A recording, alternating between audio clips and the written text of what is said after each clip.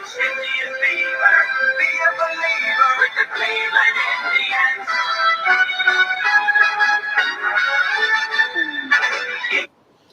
Hello, everyone, and welcome to the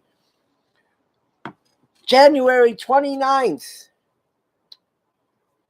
2019 Lake County Sentinel podcast. I'm Tim Shirer, your host, publisher, and sports editor of the Lake County Sentinel. We'll be with you for the next half hour. And we've got a lot to talk about tonight in our first 15 minutes in sports, and then our second 15 minutes in news and politics. Here, what we're going to start with tonight in news and sports. Well, we'll start with the schedules for the Monsters. The Monsters play in Wilkes-Barre, Scranton on Friday, February 1st, this coming Friday, against the Wilkes-Barre Scranton Penguins at 7:05. The Monsters have struggled lately. Scranton has struggled lately. So hopefully the Monsters can get back on track and get some wins this weekend. We're going to find out what's going on with the Monsters on Thursday's show. Philip Goth is going to join us. We will probably talk sports for a full half hour that day. And we'll touch on the Monsters. Philip is filling in Columbus tonight, or is helping out in Columbus tonight at the Blue Jackets game at home. I know he's very excited about that. I texted with him earlier, and he was pretty excited about that experience. So we'll talk to Philip on Wednesday or Thursday. He'll be in the studio. He's going to give us a Monsters update and what's going on with them, or maybe why they've struggled, or maybe positively, can they turn it around coming up? Then we'll also probably touch on a little fantasy sports that day, because Phil and his sister and his father are all in a fantasy hockey league with me. We are all in the same division. I commonly refer to it as the toughest division in fantasy sports. And I commonly tell them that I believe all four of our teams will make the playoffs, and there will only be two other teams in the 12-team league that make the playoffs. But we're going to talk to Philip on Thursday about a variety of topics, mostly the Cleveland Monsters, to see what's going on with them and why they've struggled. Also on Friday, schedule-wise, Friday, the Mentor Icebreakers will be in Elmira, New York, against the Elmira Enforcers at 7:05. The Icebreakers are still in last place. They haven't had a lot of luck lately, so they're mired in last. I'm not sure if they're going to get out of last place, but hopefully they can.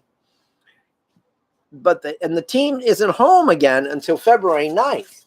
So they've got quite a stretch on the road here. They've been struggling anyway, but now they have to go on the road. They were on the road last week. They came home for one game. Now they're on the road again for like 9 days. This is a rough stretch for the Icebreakers. And I think any hopes of the playoffs have basically disappeared at this point. Even though there's a lot of games left, the playoffs don't look like they're in their future. Let's move on to the Cavs. I don't think the playoffs are in their future either. I mean, let's be realistic. But there are positives we can find. They won their last game. Broke their losing streak, which I think was 6. They're 2-8 in their last 10. I mean, there were stretches where they were 1-9 in their last 10, or 0-10 in their last 10. So 2-8 is an improvement. So there'll be an action tonight, starting in probably 5 minutes, because most games do start 10 minutes after they're scheduled in the NBA. due to commercials, obviously. They're playing the Wizards tonight. The Wizards are in 10th place in the East, fighting for that 8th playoff spot. The Cavs are, of course, last. They have the worst record in basketball. But, they're only a game behind the Knicks. They're only half a game behind the Phoenix Suns. So if they win tonight, they are now tied for the worst record in the league. And they're only a game and a half behind the Bulls. So they've got a chance at passing 3 teams here coming up. So, yeah, that doesn't get you the playoff spot, but it makes you feel a little better, This is a rebuilding year, and people that are hard on Jim Donovan is ridiculous on Channel 3. He takes a shot at him again, and he said the only positive for fans of the Wizards and the Cavs tonight is that the game is played indoors. You know darn well that Jim Donovan would never say that about the Browns. He would never say that about the Browns. He would always make it like it's going to be a great game to watch. And he would never say that the Browns didn't have a chance. He would always promote them as having a chance, no matter who they're playing. He's such a hypocrite. He's a horrible, horrible sports anchor. Good broadcaster on the radio, horrible sports anchor. Good on his newscast. Donovan Live, horrible sports anchor, though. Horrible. I will not go back on that. He's horrible. Did I make that point that Jim Donovan's a horrible sports anchor? Okay, because he is. He is. With the Cavs here, people want to make it like the Cavs franchise is not a good franchise in the NBA. But you know what? Let's look at the last 20 years. You always hear the national media talk about the historical New York Knicks. Are you kidding me? The Knicks have been terrible. They haven't made the playoffs for 5 seasons. This is going to make 6. They could end up with a worse record in the NBA this year. And they've lost 10 straight right now, the Knicks. The Knicks have made the playoffs 6 times in the last 20 years. All right? 6 times. The Cavs have made the playoffs 9 times in the last 20 years. All right? Who's the better franchise? Absolutely the Cleveland Cavs. We know that. We know that. But much like the Indians in baseball, the local people don't understand that. Although I will give people credit in Cleveland. I'll give people credit. The Cavs are still drawing pretty well. And you've got to give Dan Gilbert some credit in this. Because he knows how to promote his team even when they're not playing well. Even when they're going to have a year where they don't even have a chance to make the playoffs. Or as my son would say, the offs.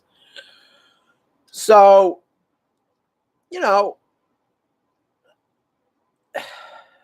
could you be negative about them all the time? Is that fun? Is it easy? Yeah, it is. It's easy. But I choose to look at them and find the positives. Okay? Find the positives.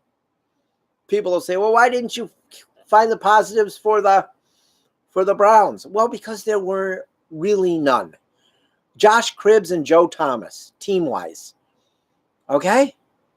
All right? And then you had a playoff appearance in 2002, which you didn't win the game. You lost. Almost made the playoffs in 2007. I'll admit that team was probably the best team since they came back. This team last year, record-wide, wasn't better, but probably has more talent. But there's not a lot. If there's not a lot of positive to find with a team like the Browns, I'm not going to find it. I can't talk about it if there's not positive. There are positive things with the Cavs. This year especially, there are positive things. Jetty Osman is coming along. Andy Zizic is coming along recently. Colin Sexton looks like he's going to be the real deal. Larry Nance Jr., he's a good player if he can stay healthy. The Cavs got Matthew Dellavedova back, one of the most popular players in Cavs history. Seriously, he is. He's probably in the top 10 or 15 most popular Cavs of all time. Okay?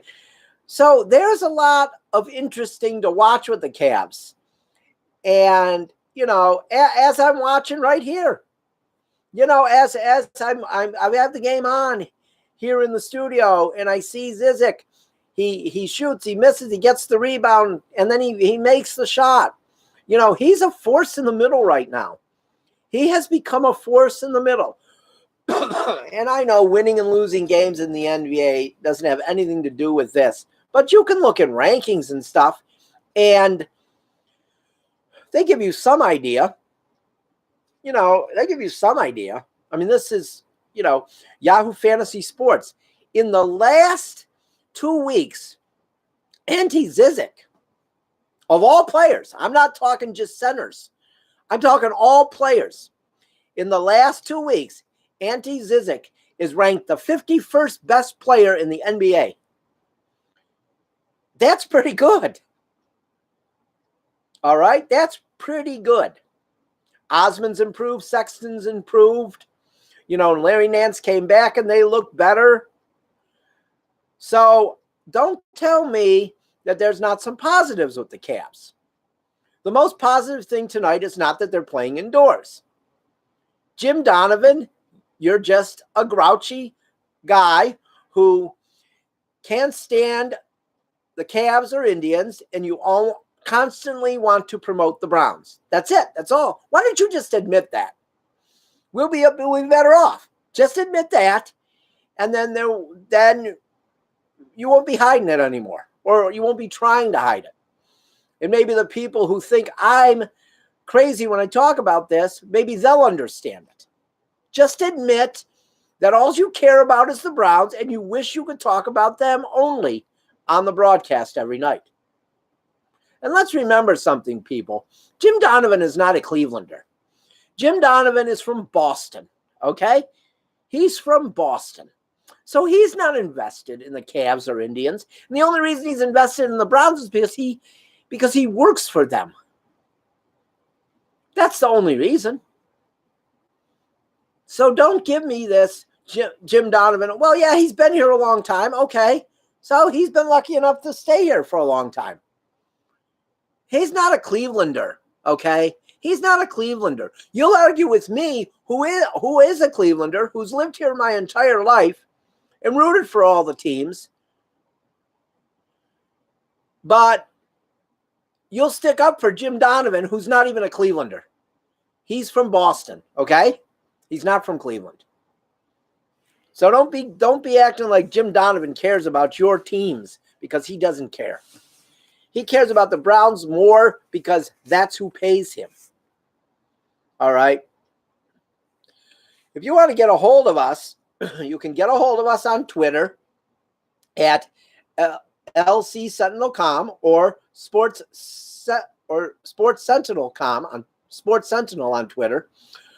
You can get a hold of us on Facebook at Lake County Sentinel. You can get a hold of us on Instagram at Lake County Sentinel. Or you can even email us at lcsentinelpodcast@gmail.com. That's our exclusive podcast email, only for the podcast. We check it before we go on the air every day. In case we have any emails, you can email us and we'll read your email on the air, as long as, it can be read and isn't abusive or something. But that's it for sports. We're going to be right back in a minute, or less than a minute, right after this with the news and politics portion of the show.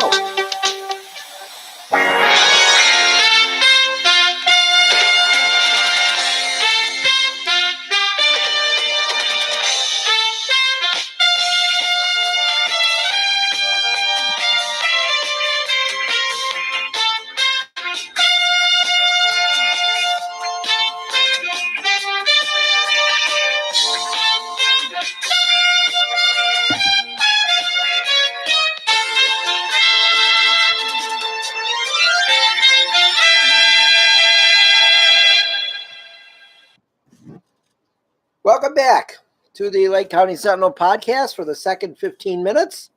We'll be here till 7:30. We have quite a bit to talk about tonight. We have there was a police shooting in excuse me. There was a police shooting in Houston today. And the police chief, Art Acevedo, he had some very interesting words for the gun lobby, the gun rights people. And what he talked about was your thoughts and prayers aren't really working. This is a police chief, okay, you people on the right, you say you support law enforcement, okay? You claim to support law enforcement, but then you say negative things about them when they say something you don't agree with. Okay, so, but he's saying thoughts and prayers aren't helping. They're not helping.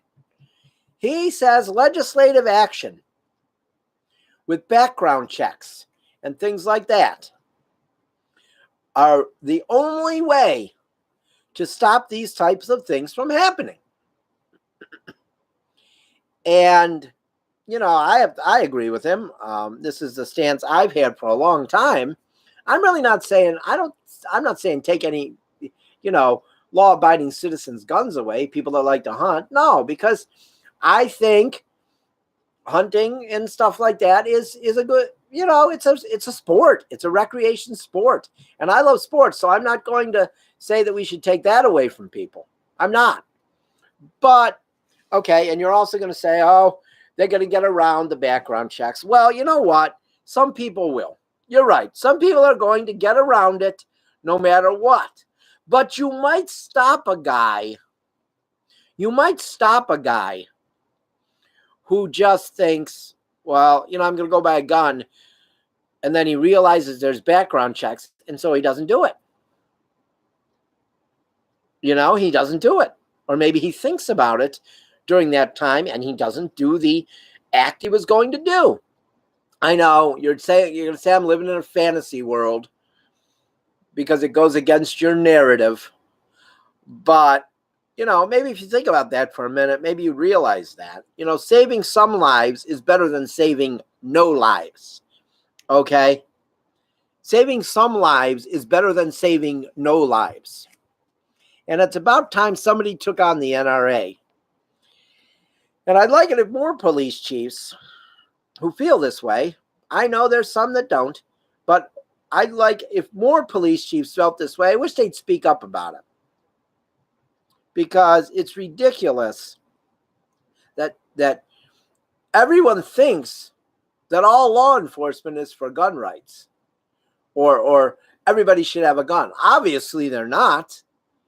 And also, he made another interesting point that in the last year, violence toward cops has increased. He said, in the country, in the United States, gun violence toward cops. This is coming from the police chief in Houston, Texas, Art Acevedo. In the last year, violence toward cops has increased. Question. Didn't Donald Trump and his supporters tell us that he was going to help this problem? He was going to protect the police.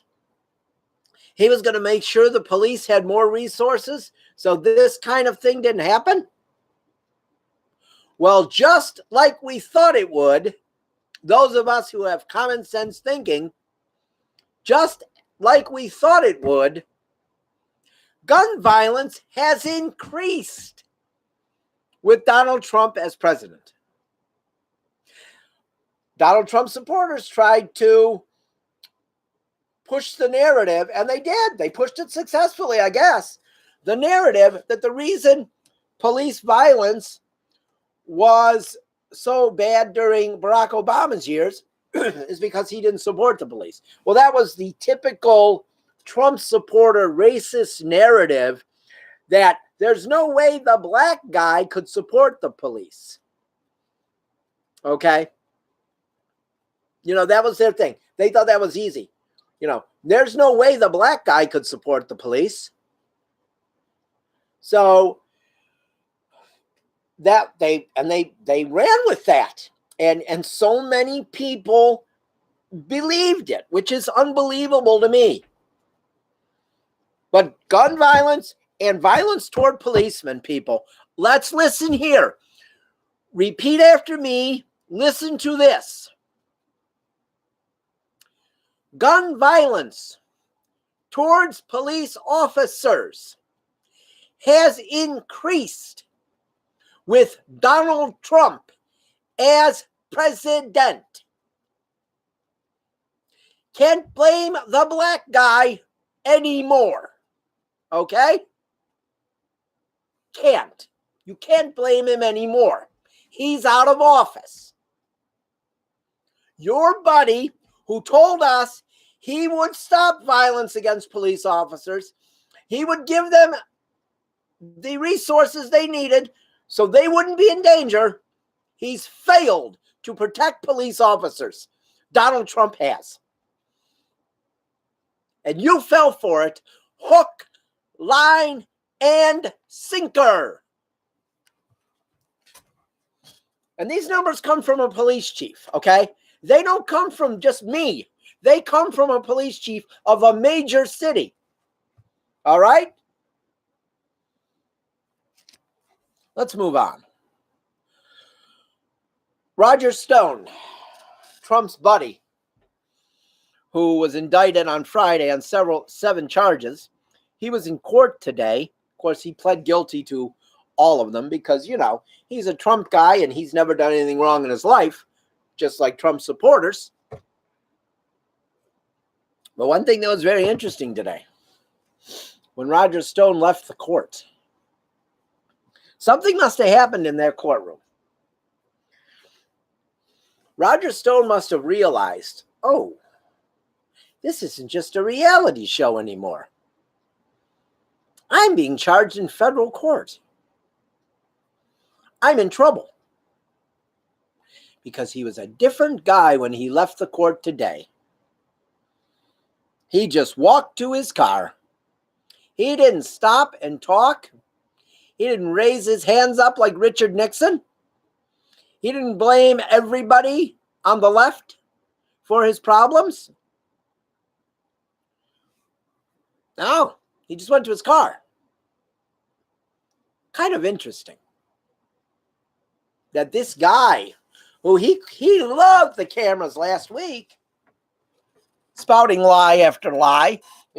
One sentence telling us that the authorities treated him very well and were polite, and in the next sentence telling us they stormed his house and treated him worse than Osama bin Laden. I mean, Roger Stone seems to change his story quite often. More than a maid changes a bed in a cheap motel. Changes the bed sheets in a cheap motel. That's how often Roger Stone changes his story. It's pretty amazing to me. The guy's a joke. Let's move on. I don't want to give him too much time because he loves that. That's what he wants. How about the directors of the national or the intelligence committees today? The CIA, the FBI, the director of national intelligence, Dan Coates, Christopher Wray, and the CIA chief. They all testified today in front of Congress. And they all contradicted Donald Trump. Coates said ISIS is still strong in Syria, and they will get back on their feet, he says. Trump says they're dead. The FBI director says that Russia is still meddling in the elections and that they will meddle in the 2020 elections. They haven't been stopped. Trump says they've never meddled. And the CIA director says that North Korea will not get rid of their nuclear weapons. Even though Donald Trump has tried to convince you dummies that support him, that still support him, that North Korea is getting rid of their stuff. Oh, and also Iran, you know, the U.S. got it out of the Iran deal, but the deal's still going. And by all accounts, the CIA says that Iran is keeping their part in the deal. They are. They're not developing nuclear weapons. They're going by the deal they signed. Isn't that something? Trump couldn't go by the deal that he signed because he has no clue of what being honorable is. So all of the intelligence chiefs today contradicted every single thing that Donald Trump has said.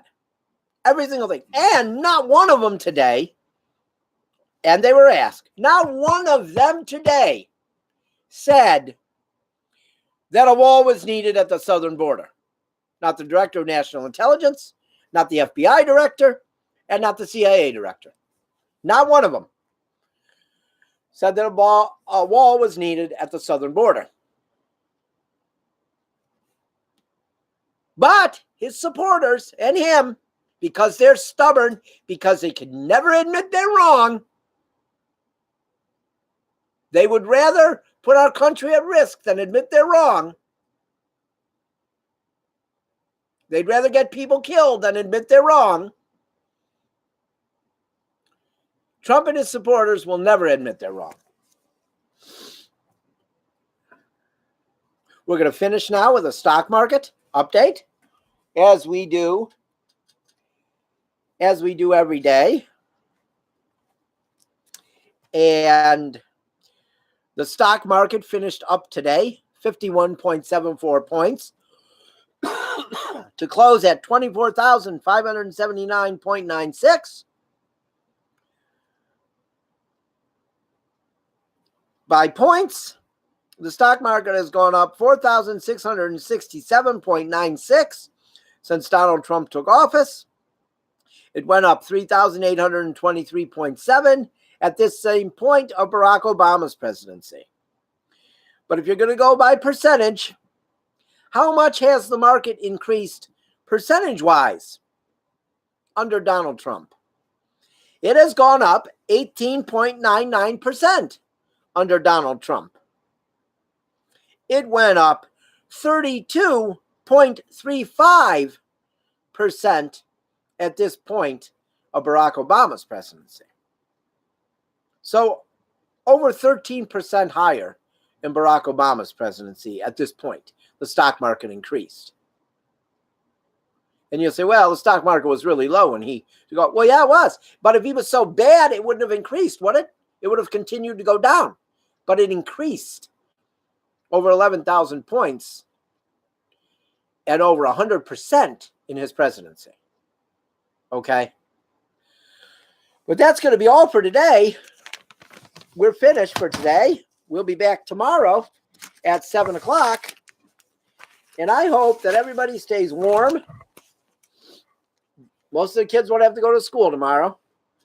So everybody who doesn't have to work tomorrow and the kids, enjoy your day off. We'll be back tomorrow at 7 o'clock. Everybody have a good night.